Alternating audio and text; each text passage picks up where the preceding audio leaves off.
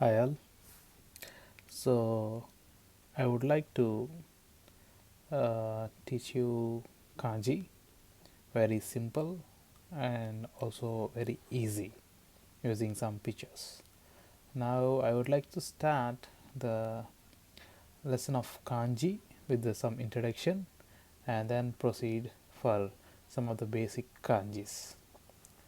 So now introduce you. Let me introduce you the kanji.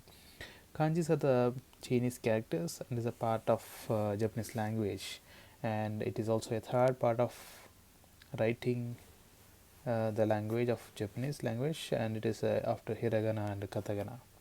These kanjis are around 2000, but you can be able to read maximum Japanese with few hundreds of kanjis. In olden days, there are no kanji in Japanese. This kanji was bought by the monks and some of the Buddhist the teachers or something. They brought these kanjis from China to Japan, and now the kanjis. So basically, if you want to learn kanjis, should have some passion and the remembers some diagrams or pictures so that you can learn the kanji very easy. So I'll try to teach a couple of hundreds of kanjis which you find very easy to remember. So coming to the kanjis now, there are two types of readings in kanji. That is, one is onyomi and kunyomi. So this onyomi kunyomi, maybe at the basic level you don't want to uh, learn, but the future classes I will teach you in detail. So the onyomi is the sound that was taken from China, and the kunyomi is the sound taken from the Japanese. Now let us learn the few basic kanji and how easily you can remember using some pictures. So this is the introduction class. So some this basic kanjis will be repeated in the next lessons also, but just for your understanding and to know how you can write or how you can remember, I'm teaching you this basic kanji.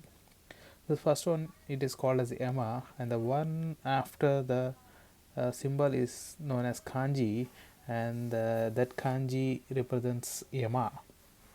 So on the after the symbol there is a two letters which is known as hiragana, and it is written as Yama, and it is Yama means mountain in English. So now you can see the symbol of the mountain here in the bottom, and it looks like the same symbol, like three lines projected upwards. So now after that I am showing the stroke order also at the bottom. So this is how you have to write the Yama kanji. So you can see the first one line, and then the horizontal line, and then the last line, and then the middle line. So that's completes the kanji. And then next one is Kawa. Kawa means river.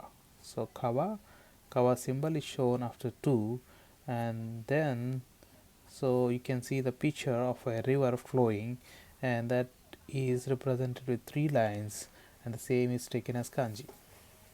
And the stroke order, how do you write the kanji, is shown in here.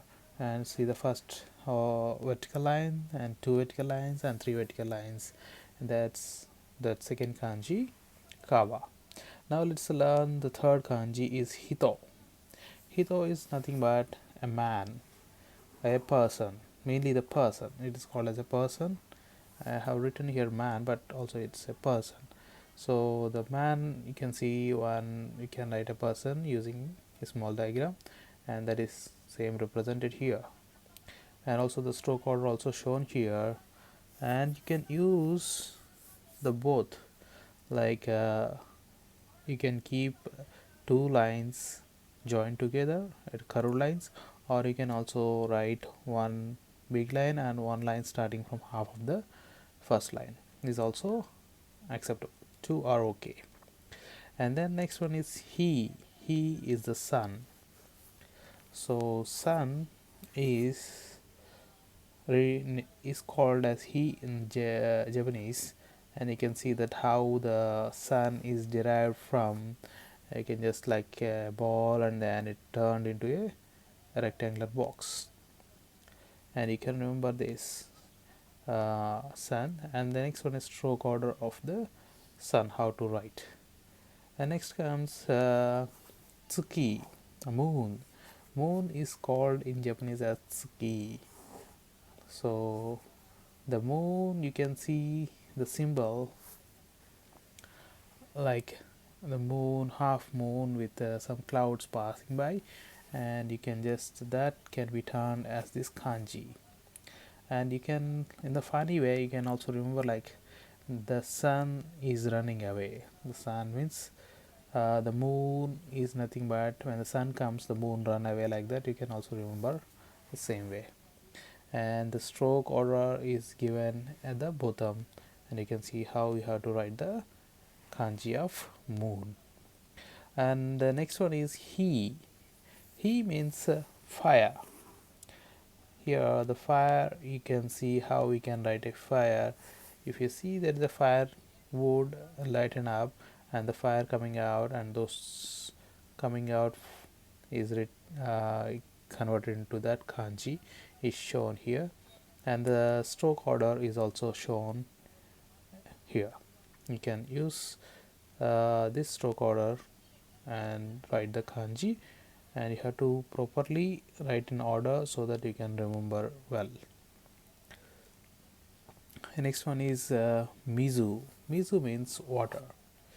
So you can see the mizu, the symbol of mizu means the kanji is mizu, and you can just remember a droplet of water falling down, and you can see how it can be written. So you can see, just remember a big water droplet and the two droplets towards the right and left side of the big droplet, and that represents the kanji of mizu. And here I showed the how to write the stroke order of the water kanji. So just remember the water kanji how to write, and it will be very useful for your remembering also, and how to write also.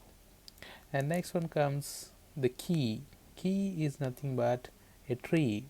So just remember the tree symbol, and this is how it is written, and you can remember using just a tree and the roots and everything, branches.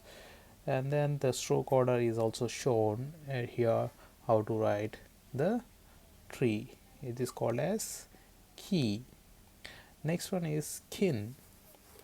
Kin is nothing but gold, and you can just remember the gold kanji using some.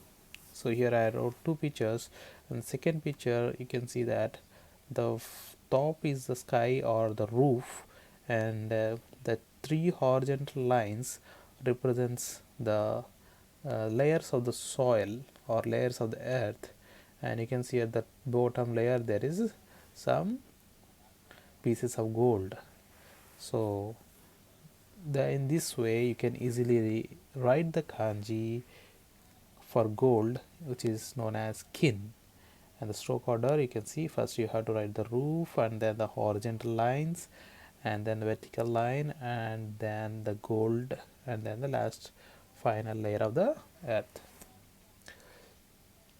And last comes in this lesson is Tsuchi. So that is called as earth, and the earth is just like, you can remember a tree on the earth, and bottom is the earth. So tree is represented with this symbol plus, and then bottom is written earth as one line, and this is how you can remember the kanji for earth. And then so the stroke order is also given at the bottom. So I think you understand how the kanji is came from China, and then how the Japanese are using this kanji. A small introduction and the basic kanji, and from the next lesson I will go by some easy way to remember the kanjis and some particular sections I'll go through it, and like n5, n4, n3, like that, and maybe you can easily understand. So meet you in the next class. Thank you. Have a nice day.